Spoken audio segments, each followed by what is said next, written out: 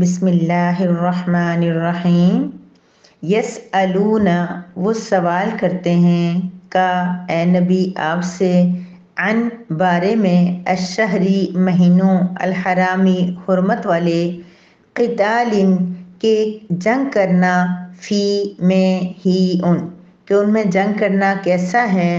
قل آپ کہہ دیجئے، قتال جنگ کرنا، فی میں ہی کبیر بہت بڑا گناہ ہے، لیکن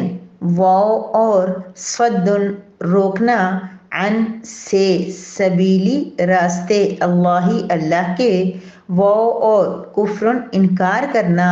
بھی اس اللہ کا،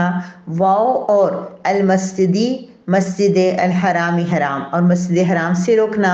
وَإِخْرَاجُ اور نکالنا، اہلہ اس کے رہنے والوں کو، منہ اس سے مسجد حرام سے، اکبر زیادہ بڑا گناہ ہے، عند اللہ اللہ کے نزدیک، والفتنۃ اور فتنہ، اکبر زیادہ بڑا ہے، من سے، القتل قتل، من القتل قتل سے، ولا اور ہمیں، ولا یزالون اور وہ ہمیش رہیں گے، یقاتلون جنگ کرتے، کم تم سے، حتی یہاں تک کہ، یردو وہ لٹا دیں، کم تمہیں، عن سے، دینی دین، کم تمہارے، عن دینکم تمہارے دین سے، ان استطاعوا ان اگر، استطاعوا وہ استطاعت رکھتے ہوں، واو اور من جو شخص، یرتدد مرتد ہو جائے، من سے تم میں سے، عن سے، دینی دین ہی اس کے، عن دینی ہی اس کے دین سے، فیمت اور اسی حال میں وہ مر جائے، وہوا اور وہ، کافر ہو، فاپس، اولئک یہی وہ لوگ ہیں، حبطت ضائع ہوگے، اعمال ہم ان کے، فی میں، الدنیا فی دنیا میں، والآخرتی اور آخرت میں بھی، واولئک اور یہی لوگ، اصحاب ساتھی ہوں گے، الناری آگ کے، ہم وہ، فی میں، فیہا اس آگ میں، خالدون ہمیشہ رہنے والے ہیں۔ یسألونک عن الشہر الحرام قتال فیہ، اے نبی کریم صلی اللہ علیہ وسلم وہ آپ سے حرمت والے مہینے کے بارے میں سوال کرتے ہیں کہ ان مہینوں میں جنگ کرنا کیسا ہے۔ قل قتال فیہ کبیر آپ ان سے کہہ دیجئے کہ ان مہینوں میں، حرمت والے مہینوں میں جنگ کرنا گناہ ہے، لیکن وصد عن سبیل اللہ وکفر بہ والمسجد الحرام اللہ رب العزت کے راستے سے روکنا اور اللہ کا انکار کرنا اور مسجد حرام میں جانے سے روکنا، وَإِخْرَاجُ أَهْلِهِ مِنْهُ أَكْبَرُ عِنْدَ اللَّهِ اور مسجد حرام کے ارد گرد رہنے والوں کو وہاں سے نکالنا زیادہ بڑا گناہ ہے اللہ کے نزدیک، وَالْفِتْنَةُ أَكْبَرُ مِنَ الْقَتْلِ اور فتنہ قتل سے زیادہ بڑا گناہ ہے، وَلَا يَزَالُونَ يُقَاتِلُونَكُمْ حَتَّى يَرُدُّوكُمْ عَنْ دِينِكُمْ إِنِ اسْتَطَاعُوا اور اگر وہ استطاعت رکھتے ہوں تو ہمیشہ اسی کوشش میں رہیں گے کہ وہ تم سے جنگ کرتے رہیں یہاں تک کہ وہ تمہیں تمہارے دین سے پھیر دیں، وَمَن يَرْتَدِدْ مِنْكُمْ عَنْ دِينِهِ فَيَمُتْ وَهُوَ كَافِرٌ اور جس شخص کو بھی انہوں نے پھیر دیا تم میں سے اس کے دین سے، یعنی جس شخص کو اپنے دین سے انہوں نے پھیر دیا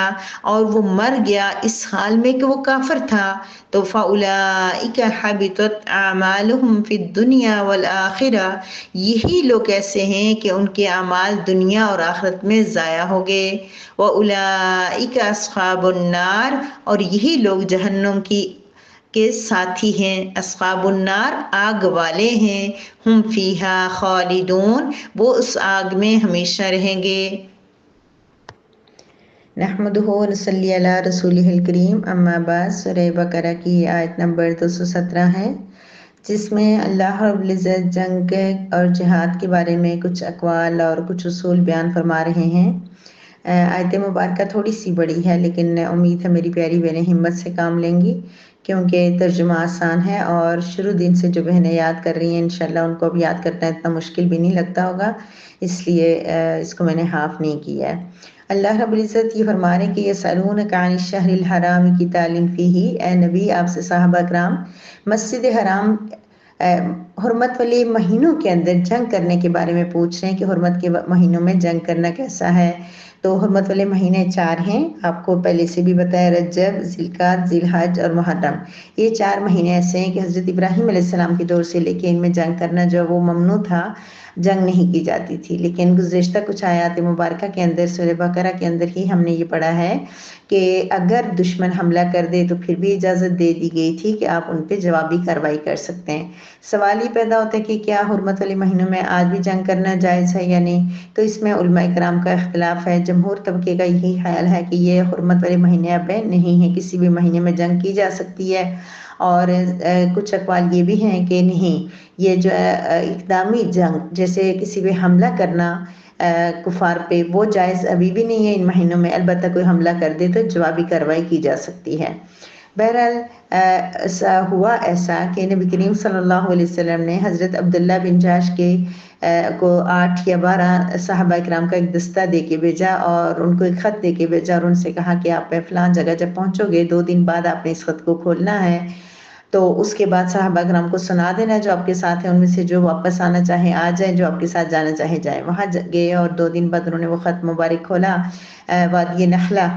کے مقام پہ اللہ تبارک و تعالیٰ نے حکم دیا ان کو کہ وہاں نبی کریم صلی اللہ علیہ وسلم نے حکم دیا کہ آپ وادی نخلہ کے مقام پر جائیں اور وہاں بیٹھ کر دشمن کا انتظار کریں، جب وہ آئیں گے تو آپ ان کے ساتھ جو ان کے ساتھ ہیں جنگ کریں اور پھر آپ کو مال غنیمت بھی ہاتھ لگے گا اور واپس آ جائیں۔ تو انہوں نے ان کو صحابہ کو سنایا تو انہوں نے نبی کریم ان کے ساتھ جو جنگ کو ترجیح دی، واپس نہیں آئے۔ اور پھر یہ ہوا کہ وہ اس وقت جو ہے جو ہے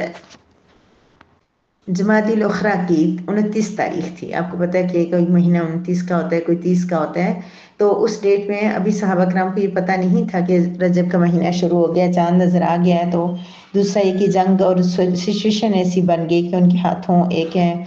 کافر جس کا نام بھی عبداللہ الحضرمی تھا وہ قتل ہو گیا، اور باقی مال غنیمت بھی ہاتھ آیا اور 1-2 قیدی بھی بنے، ان کو لے کے واپس آ گئے۔ تو صحابہ کرام جو ہی چاند نظر آیا تو ایک تو کفار نے واویلا شروع کر دیا، مشرکین مکہ نے، کہ یہ لوگ اپنے آپ کو مسلمان کہتے ہیں اور ابراہیم علیہ السلام کے پیروکار کہتے ہیں اور انہوں نے رجب کے مہینے میں قتل کر دیا ہے، اس بات کو انہوں نے ایشو بنا دیا۔ تو پھر صحابہ کرام بھی پریشان ہو گئے کہ ہم سے کیا ہو گیا کہ ہم نے جو ہے نا اس مہینے کے اندر اس کو قتل کر دیا۔ تو رب کریم نے جواب دیا، ایک تو تحقیقی جواب تو یہ تھا کہ ایسا غلطی سے ہوا ہے، لیکن ایک الزامی جواب بھی دیا ہے کہ تم یہ کیسے کہہ سکتے ہو، مشرکین مکہ سے اللہ رب العزت کہہ رہے ہیں کہ تم یہ کیسے کہہ سکتے ہو کہ جو یہ بری بات ہے اس مہینے میں جنگ کرنا، تم نے کون سا کام نہیں کیا ہوا۔ تو اللہ رب العزت نے بڑے خوبصورت انداز میں، پیارے انداز میں ان کو کہا کہ ٹھیک ہے، نبی کریم صلی اللہ علیہ وسلم سے فرمایا کہ آپ ان سے کہہ دیجئے کہ ان میں قتال کرنا کبیر کا مطلب بڑا گناہ، لیکن اکبر کا بعد میں لفظ استعمال ہو جو اس میں تفصیل کی صیغہ ہے کہ بہت بڑا، جیسے اللہ اکبر میں ہم کہتے ہیں اللہ بہت بڑے ہیں۔ تو آپ کہہ دیجئے کہ ٹھیک ہے ان مہینوں میں جنگ کرنا کبیر گناہ ہے، یعنی حرمت والے مہینے ہیں، لیکن اس سے بڑے بڑے گناہ اور جرم ایسے ہیں جو مشرکین مکہ کرتے آئے ہیں۔ کون کون سے؟ اللہ کے راستے سے روکنا، میری پیاری بہنوں، اللہ کے راستے سے روکنا۔ کفار تو رکتے تھے باقاعدہ، لیکن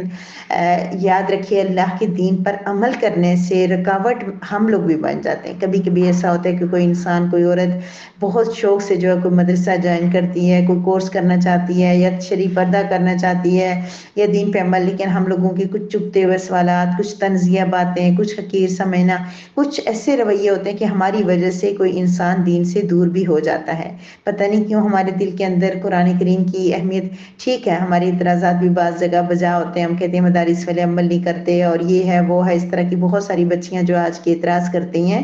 لیکن میری پیاری بہنوں، کسی کے عمل کرنے یا نہ کرنے سے، کسی کے طریقہ اچھا ہونے یا نہ ہونے سے اس تعلیم کو ہم کم نہیں کہہ سکتے. وہ تعلیم جو مدارس میں دی جاتی ہے وہ قرآن کی تعلیم ہوتی ہے, حدیث مبارکہ پڑھی جاتی ہیں اور اس میں فقہ پڑھی جاتی ہے, مسائل پڑھے جاتے ہیں, دین کو سیکھا جاتا ہے. جو بھی ہے اس میں ہر وقت یہی کہا جاتا ہے کہ اللہ رب العزت دین کیا ہے, آخرت کیا ہے. تو اگر آپ میں سے کوئی بہن اس بات کے اندر رکاوٹ بنتی ہے, آپ کو سن کے کسی کو یہ فیل ہوتا ہے کہ وہ کوئی اچھا کام نہیں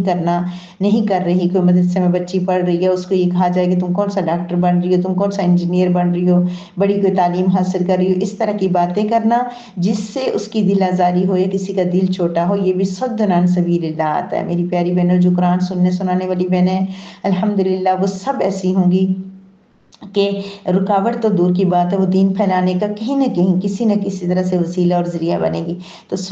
کہیں بھی ہم لوگ کوئی بعض لوگ اگر بہت اچھے نیک بننے کی کوشش کریں اور کوشش کرتے ہیں, خود بھی سنتوں پہ عمل کریں, دوسروں کو بھی بتائیں, اس پہ بھی نکتہ چینی کرنا کہ یہ دیکھو ہر وقت دین سے دور کرنے کی باتیں, ہر وقت دین کے لیکچر دیتی رہتی ہے, اب اس کے لیکچر شروع ہو گیا ہے, ایسی باتیں کرنا, یہ ساری چیزیں صد عن سبیل اللہ میں آتی ہیں. اللہ کے راستے سے روکنا, اللہ کے دین کے عمل کے لیے ہم میں سے کوئی رکاوٹ نہیں بننا چاہیے کسی بھی حال میں. تو اللہ رب العزت مشرکین کے لیے کہہ رہے کفر بھی, اللہ کا انکار کرنا یہ بھی بہت بڑا گناہ ہے. مسجد حرام سے مراد کیا, وہ پورا ایریا جو مسجد حرام سے روکنا, یعنی اس کے اندر جانے میں, عبادت کرنے سے.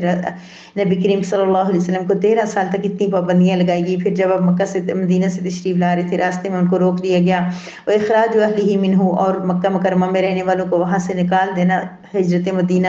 آپ کو پتہ ہے کیا کچھ اس میں ہوا. تو اللہ رب العزت فرما رہے ہیں کہ یہ ساری چیزیں اکبر عند اللہ, اللہ کے نزدیک زیادہ بڑی ہیں, لہٰذا تم اس کا وویلا مت کرو کہ مسلمانوں نے اس کو مار دیا ہے, وہ تو کافر تھا, اس کو تو مارنا تھا ہی, لیکن یہ کہ یہ تمہارے جرائم ان سے بڑے ہیں. والفتنۃ اکبر من القتل, فتنہ قتل سے بھی بڑا ہے. یہ جملہ غور کریں, فتنہ کیا ہوتا ہے, ہم خود بھی نہیں کہتے یہ بہت فتنے باز ہے, یہ بہت فتنے باز ہے, اور یہ بہت فتنے والی ہے. اچھا وہاں پہ فتنہ ہو گیا, جھگڑا ہو گیا, لڑائی ہوگی, فتنے سے مراد ہم جو لفظ استعمال کرتے ہیں وہ بھی ٹھیک ہے کہ یہ جو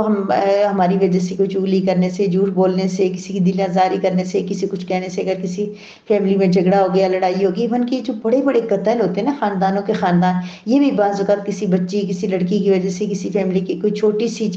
سازش کی وجہ سے ایسے ہو جاتے ہیں. تو اللہ پاک فرما رہے ہیں کہ فتنہ اکبر من القتل, قتل سے تو ایک انسان قتل ہوتا ہے نا, ایک انسان کی جان جاتی ہے, لیکن فتنے سے پورا معاشرہ فساد والا بن جاتا ہے, پورے معاشرے کا بگاڑ ہو جاتا ہے. اس لیے فتنہ, یعنی یہ جو کفار نے فتنہ کیا تھا کہ دین کو روکنا اور یہ ساری چیزیں, لیکن آج ہم بھی ایسے فتنوں میں شامل ہو رہے ہیں. تو ہم لوگوں کو چاہیے کہ ہر قسم کے فتنے سے اپنے آپ کو بچائیں. کوئی کسی قسم کا دین دنیا کے لحاظ سے فتنے ہیں تو ان سے خود کو بھی بچائیں اور دوسروں کو بھی بچائیں. وَلَا يَزَالُونَ يُقَاتِلُونَكُمْ حَتَّى يَرُدُّوكُمْ عَنْ دِينِكُمْ إِنِ اسْتَطَاعُوا. اس میں اللہ رب العزت یہ فرما رہے ہیں کہ وہ ہمیشہ, وہ کیا کریں گے, نبی کریم صلی اللہ علیہ وسلم صحابہ کرام کو تسلی دی جا رہی ہے کہ آپ پریشان ہو رہے ہیں, لیکن یہ کفار ایسے ہیں کہ یہ ہمیشہ آپ کو آپ کے ساتھ جنگ کرتے رہیں گے. یہ ایک دن کی بات نہیں ہے کہ آج ایک دن یکم رجب کو آپ نے جنگ کر لی, ہمیشہ ان کی آپ کے ساتھ جنگ چلتی رہے گی. اور ان کی کوشش کیا ہوگی, ان استطاعوا, ان کی اپنے استطاعت کے مطابق یہ پوری کوشش کریں گے کہ تمہاری دین سے پھیر دیں. تو یہ زیادہ بڑی بات ہے, لہٰذا تم اتنے سے قتل میں پریشان مت ہو. اور وَمَن يَرْتَدِدْ مِنْكُمْ عَنْ دِينِهِ, پھر بتایا جا رہا ہے کہ جو دین سے مرتد ہو جائے, دین کے اندر آنے کے بعد, یاد رکھیے میری پیاری بہنوں کہ کفر جو ہے وہ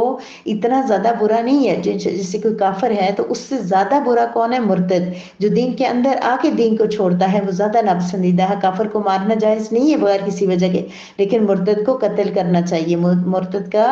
قتل اس کی سزا ہے, لیکن عورت اگر مرتد ہو جائے تو اس کی سزا کیا ہے, قید خانے کے اندر رکھنا. تو یہاں یہ کہا جا رہا ہے کہ جو شخص اپنے دین سے پھر جائے اور وہ کافر ہونے کی حالت میں اس کو موت آ جائے تو اس کے دنیا آخرت کے اعمال ضائع ہوں گے. آف کورس اگر اس نے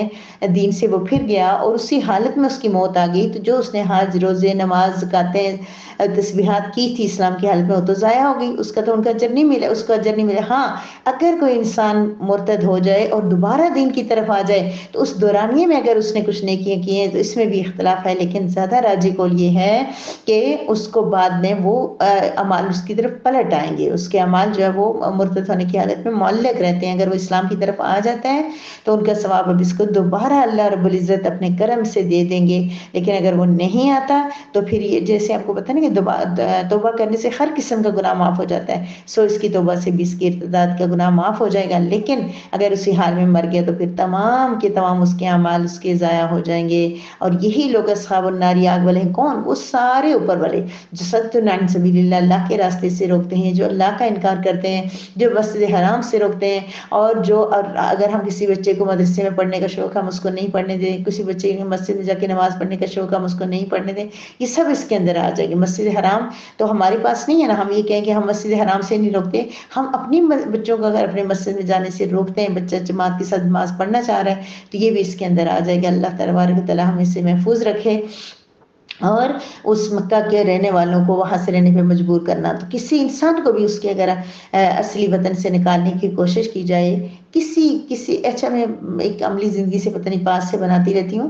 اگر کسی بہو کو, کسی بیٹی کو, کسی نند کو, کسی بابی کو, کسی کزن کو, کسی دوست کو, میری پیاری بہنیں, میری بیٹیاں, بچیاں جو ہے نا وہ دوسری عورتوں کا گھر بگاڑنے کا سبب بن جاتی ہیں. ایسے حالات پیدا کر دیتی ہیں کہ کوئی ایک عورت, بچے اس کے ہوتے ہیں, گھر ہوتا ہے, سب کچھ, اور اچانک اس کو گھر چھوڑ کے جانا پڑتا ہے. تو مجھے تو لگتا ہے یہاں پہ وہ بھی فٹ آ رہا ہے. نبی کریم صلی اللہ علیہ وسلم کو مکہ سے نکالا تھا. اگر کوئی ہنستا بستا گھر ہے نا, میری پیاری بہنیں, بہت گھر میں نے اجڑتے دیکھیں. اگر کسی عورت کی وجہ سے وہ گھر اجڑ گیا اور وہ عورت اپنا آشیانہ چھوڑ کے میکے چلی گئی, تو پھر میری بہنوں یہ بھی بہت بڑا گناہ ہے. کسی کو اس کے گھر سے بھی نہیں نکالنا. ہماری وجہ سے کوئی بہن, کوئی کسی کا گھر نہ اجڑے. ہم اگر بھابھیوں کو, نندوں کو, دیورانی جٹھانی کو, ساس کو, رشتہ داروں کو, دوستوں کو اگر ان کے گھر بسانے میں مدد نہیں کر سکتے, کسی گھر ہماری وجہ سے ٹوٹے نا, تو فرمایا کہ وہ ہمیشہ تم سے لڑتے رہیں گے. اور یہ سارے جو ہے, میں کیا بات کر رہی تھی, یہ جتنے اوپر فتنے بیان ہوئے, جو ساری کافر اور مرتد, سب کے بارے میں اللہ پاک فرما رہے اولئک, جمع کا صیغہ کیوں آیا ہے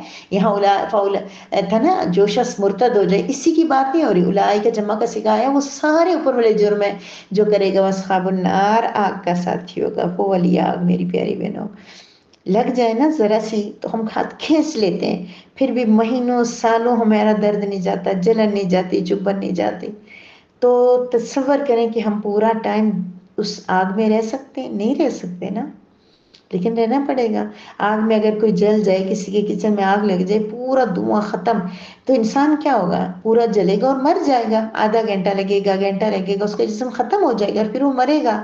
لیکن تصور کریں کہ وہ آگ جس کے اوپر ہم ایک لمحے کے لیے اپنی انگلی نہیں رکھ سکتے, اس آگ میں ہمارے ہاتھ وہ نہیں برداشت کر سکتے, تو اس میں وہاں موت بھی نہیں ہوگی.